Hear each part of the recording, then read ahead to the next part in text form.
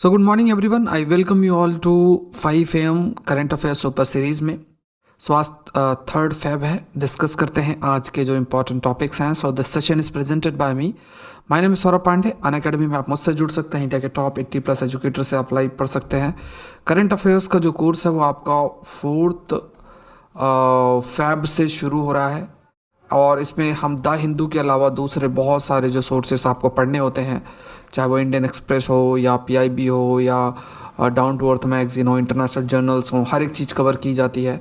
तो 4 Feb से आपका शुरुआत हो रही है। इसके अलावा बहुत सारे दूसरे जो सब्जेक्ट्स आपको पढ़ने हैं और इंक्लूडिंग ऑप्शनल, वो भी आपका इंक्लूडेड है। उनकी भी लाइव क्लासेस ली जाती हैं इंडिया के टॉप 80+ एजुकेटर से। कई बैच कोर्सेस आपके ऑलरेडी शुरू हो चुके हैं, कई शुरू होने वाले हैं। वीकेंड बैच कोर्सेज भी हैं, हिंदी इंग्लिश में आपके बैच कोर्सेस हैं, तो इनका भी आप हिस्सा बन सकते हैं। तो करना क्या है, अनअकैडमी लर्निंग ऐप डाउनलोड करना है, unacademy.com में जाना है, UPSC CSC सेलेक्ट करना है और इसके बाद आपको सब्सक्रिप्शन लेना है। और 1 ईयर या 2 ईयर्स का अगर आप सब्सक्रिप्शन लेते हैं, if you are using the code SP Live, जो अमाउंट है that amount will reduce by 10%।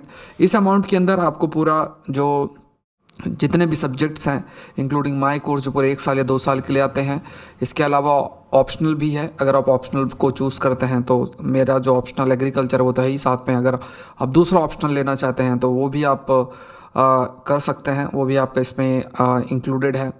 तो ये सारी चीज़ें हैं। You can use the code SPLIVE, the amount will reduce by 10%।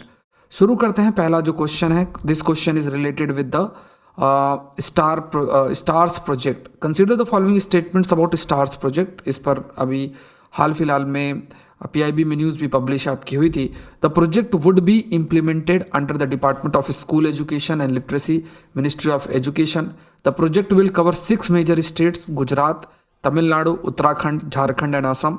It full form is strengthening teaching learning and result for the state program. आपको correct इसमें बताना है कि इसमें करेक्ट स्टेटमेंट क्या है। तो यहाँ पे अगर देखा जाए, agreement for financial support for the implementation of strengthening teaching learning and result for states project of ministry of education was signed between department of economic affairs and world bank along with ministry of education. जो purpose आपका यही है कि किस तरीके से teaching learning को improve किया जा सके। आज के समय में डिजिटल टेक्नोलॉजी के माध्यम से बहुत पॉसिबिलिटी है कि जो आउटकम है एजुकेशन का उसको इम्प्रूव किया जाए, टीचिंग मेथड्स को इम्प्रूव किया जा सके और लर्निंग को भी इम्प्रूव किया जा सकता है। दोनों चीज़ इम्प्रूव की जा सकती है और इसी के तहत आपका जो स्टार ये प्रोजेक्ट है जिसमें वर्ल्ड बैंक भी इन्वॉल्व है, ये भी आपको ध्यान में रखना है। ये department of economic affairs, world bank along with ministry of education, तो ये तीनों इंस्टीट्यूट्स के नाम आपको याद रखना है। द प्रोजेक्ट आपकी इंप्लीमेंट किया जाएगा under the department of school education, ministry of education, तो ये ध्यान रखना है। साथ में इसका जो फुल फॉर्म आप लोग जरूर से याद रखो, that is strengthening teaching learning and result for states program, STARS जिसे हम कहते हैं। इसके अलावा the project will cover 6 major states, Gujarat है, तमिलनाडु है, Uttarakhand, Jharkhand and Assam.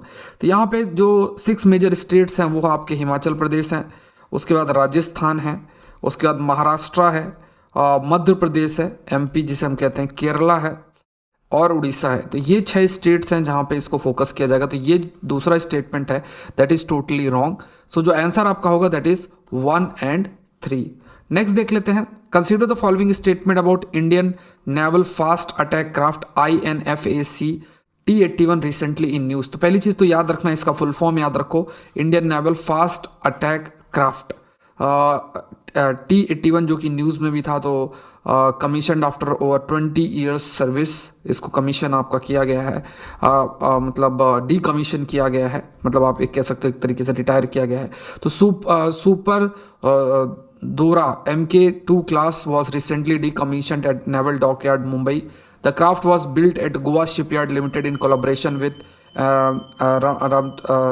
Ramta of Israel, commissioned into Navy on 5th June 1999। तो यहाँ पे अगर आप देखोगे तो जो स्टेप्स लिए गए हैं related with the D commissioned जो किया गया है Indian naval fast attack craft INFAC को, जिसका नाम T81 है, और ये जो क्राफ्ट है ये बिल्ड किया गया था गोवा शिपयार्ड लिमिटेड और इसराइल के द्वारा।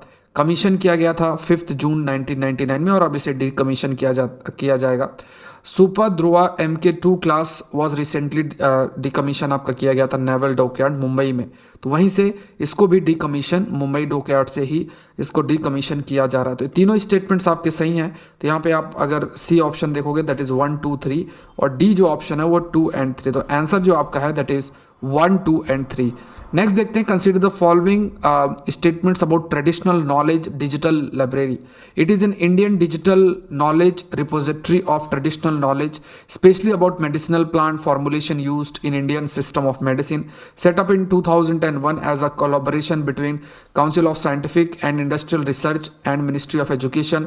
The objective of the library is to protect the ancient and traditional knowledge of the country from exploitation through biopiracy and unethical patent. बहुत जरूरी, जैसे कई बार ऐसे भी केसेस आपको मिलेंगे टर्मरिक जैसी चीज़ों को या राइस है या नीम से रिलेटेड चीज़ों को, जैसे हमारा बहुत ज़्यादा ट्रेडिशनल नॉलेज, अगर जैसे आयुर्वेदा का ही अगर आप नॉलेज लो तो बहुत सारे ऐसे प्लांट्स हैं जिनको यूज़ किया जाता है और काफ़ी सारे पॉजिटिव इफेक्ट भी, मतलब जो उसके थेरापेटिक और मेडिसिनल इंपॉर्टेंस है उसकी वजह से उसके काफ़ी सारे उसके पॉजिटिव रिजल्ट्स भी होते हैं। बड़ी बड़ी कंपनीज क्या करती हैं, इन चीज़ों को फॉलो करती हैं, उसके बाद वो बायो जो मॉलिक्यूल्स वो आइडेंटिफाई करते हैं जिसका मेडिसिनल वैल्यू होता है, जो बायो मॉलिक्यूल्स होते हैं जिनका मेडिसिनल इंपॉर्टेंस होता है उसको फिर वो आइडेंटिफाई करके बायो पेटेंट मतलब पेटेंट करवा लेती हैं।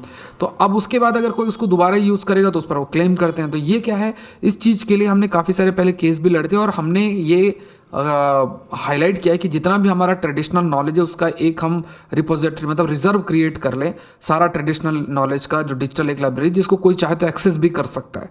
तो ये एक पॉइंट आपको ध्यान में रखना है कि ये जो है इंडियन डिजिटल नॉलेज रिपोजिटरी है ट्रेडिशनल नॉलेज की और मेनली मेडिसिनल प्लांट से रिलेटेड। बहुत सारे अगर आप देखोगे गाँव देहात इलाके में बहुत से ऐसे चोट लग जाए कुछ लग जाए तो आपके उस टाइप के कुछ प्लांट्स या कुछ ऐसे दवा दे दी जाती है। कई सारे ऐसे प्लांट्स हैं जो कि कई सारे डिजीज़ के लिए भी काम में आती है। तो ये एक अंडरस्टैंडिंग है प्लांट्स को लेके, जो जैसे प्लांट जिनका थेरापेटिक या मेडिसिनल इंपॉर्टेंस है, तो इसके लिए बहुत इंपॉर्टेंट हो जाता है ट्रेडिशनल नॉलेज डिजिटल लाइब्रेरी, क्योंकि हमारा जो ट्रेडिशनल नॉलेज और विजडम को ये प्रोटेक्ट करेगा। 2001 में सेटअप होगा in collaboration with between council of scientific and industrial research and ministry of Ayush. देखो यहाँ पे एजुकेशन का कोई रोल नहीं है, मिनिस्ट्री ऑफ आयुष। देखो कहीं भी अगर ऐसा मिनिस्ट्री सेपरेट लिखा होता है तो वहाँ गलत ही होता है, भले आपको नहीं पता कि सही क्या होगा, बट जब अगर आप ऑप्शंस आइडेंटिफाई करो तो वो गलत ही होता है ऐसे स्टेटमेंट। तो ये ध्यान में रखना है। 2001 में सेट किया गया। और दूसरा point, council of scientific industrial research और मिनिस्ट्री ऑफ आयुष इस पे इन्वॉल्व है।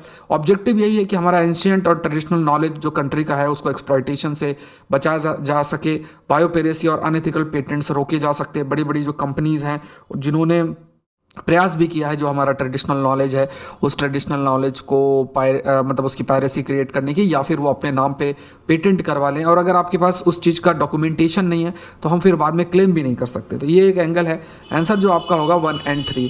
तो ये आपका इकोनॉमिक टाइम्स में न्यूज़ भी आई थी, नहीं गवर्नमेंट.com जो है ET गवर्नमेंट.com में न्यूज़ भी अभी आई थी कुछ दिन पहले। नेक्स्ट है, consider the following statement about प्रबुद्ध भारत। तो यहाँ पे ये भी इम्पॉर्टेंट है, इससे रिलेटेड अगर आप देखोगे तो इकोनॉमिक टाइम्स में न्यूज़ भी पब्लिश हुई थी और यहाँ पे the journal has been an important medium for spreading the message of India's ancient spiritual wisdom. जो हमारा स्पिरिचुअल विजडम है उसको स्प्रेड करने का जो एक जर्नल है जिसमें मतलब मेनली जो स्पिरिचुअल विजडम है वो पब्लिश आपका होता है। It's publication was started from Chennai where it continued to be published for 2 years, after which it was published from Almora. It is India's longest running Sanskrit journal. तो ये longest running Sanskrit journal यहाँ पे mention है। तो यहाँ पे आप याद रखो, it is not a longest running Sanskrit journal, it is a longest running English journal. ठीक है, इंडिया की बात की जाए तो ये याद रखना है। तो ये इंग्लिश जर्नल है।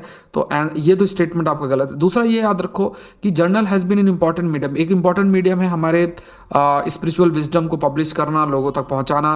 पहली बार इसको स्टार्ट किया गया था चेन्नई से, पहले मद्रास जिसे कहा जाता था, फिर वहाँ पे 2 साल पब्लिश हुआ, उसके बाद फिर ये it was publish from Almora से आपका पब्लिश हो रहा है। तो ये स्टेटमेंट दोनों ही सही हैं। आंसर जो आपका होगा दैट इज 1 and 2। नेक्स्ट देखते हैं, consider the following statement about संसद भवन।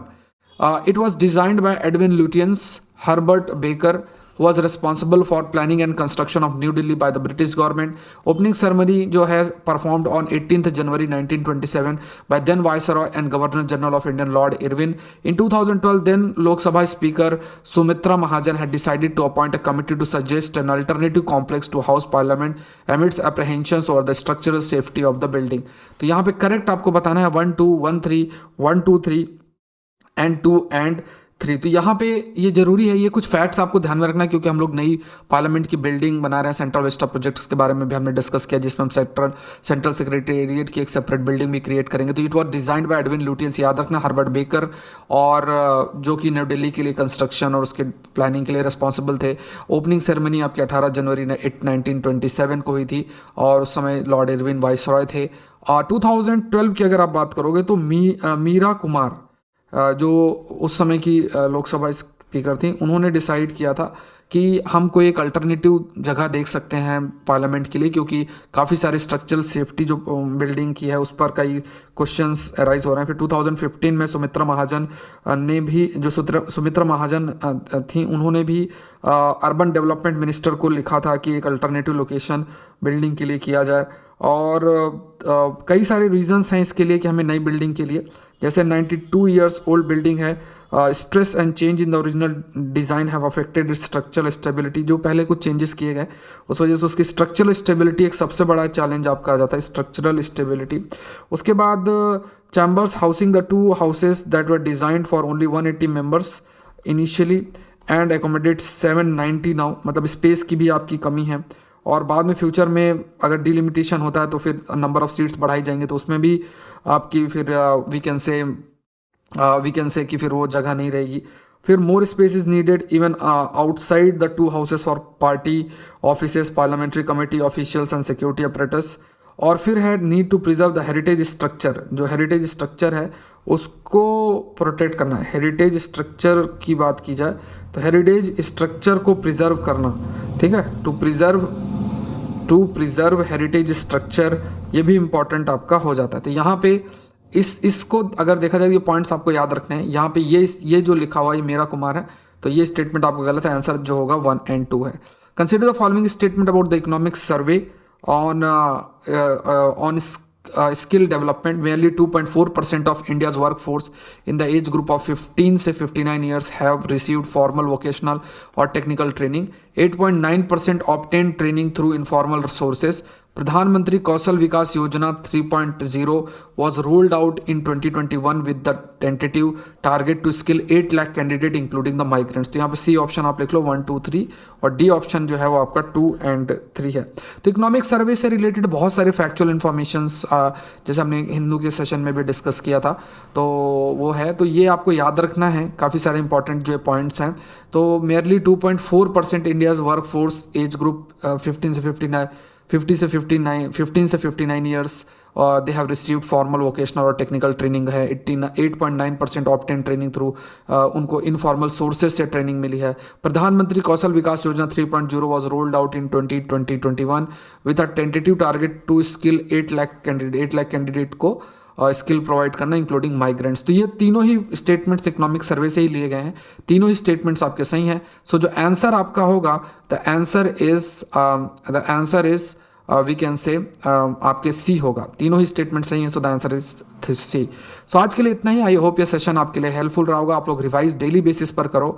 ऑन एन एवरेज अगर आपके 7 से 8 टॉपिक्स दिन के होते हैं तो आपके वीक में अगर आप इसको 42 टॉपिक्स आपके होंगे और इसको 4 से मल्टीप्लाई करो, फिर इसको 12 से मतलब मल्टीप्लाई करो, बहुत सारे टॉपिक्स आपके प्रीलिम्स के तैयार होते हैं। और ये यूपीएससी रिलेटेड टॉपिक्स हैं, ये कोई ऐसे ही टॉपिक्स नहीं है जो और भी एग्जाम्स के अंदर अगर आप बात की जाए वहाँ पे डिमांड क्वेश्चंस की डिफरेंट होती है, यहाँ पे डिमांड डिफरेंट होती है। तो यूपीएससी को ध्यान में रख के इस रिसर्च करके प्रॉपर क्वेश्चंस हैं ये, तो इसलिए ध्यान रखना। रिवीजन आप लोग करते रहो, नोट्स बनाते रहो। और आज के लिए इतना ही। आई रिक्वेस्ट यू ऑल की लाइक जरूर करें, द कंसेप्ट चैनल को जरूर से आप लोग शेयर करें। और द हिंदू इंग्लिश में आपका 12:30 बजे होता है, साइंस टेक डेली 10 AM को आपको होता है। अनअकैडमी से जुड़ने के लिए, मेरे कोर्सेज से जुड़ने के लिए you can use the code SPLIVE। सो आज के लिए इतना ही। Thank you everyone and let's crack it.